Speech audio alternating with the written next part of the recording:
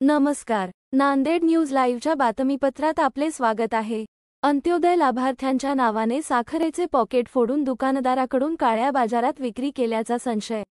शासनाकडून अंत्योदय लाभार्थ्यांना उपलब्ध करून देण्यात येणाऱ्या साखरेचे वाटप एप्रिल महिन्यात केल्या गेले नसल्याच्या असंख्य तक्रारी वाढू लागल्या आहेत.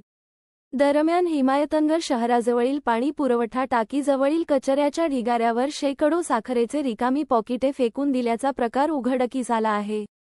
यावरून अंत्योदय लाभार्थींच्या हक्काची साखर वाटपात मोठ्या प्रमाणात हेराफेरी झाल्याचा संशय बळावला आहे.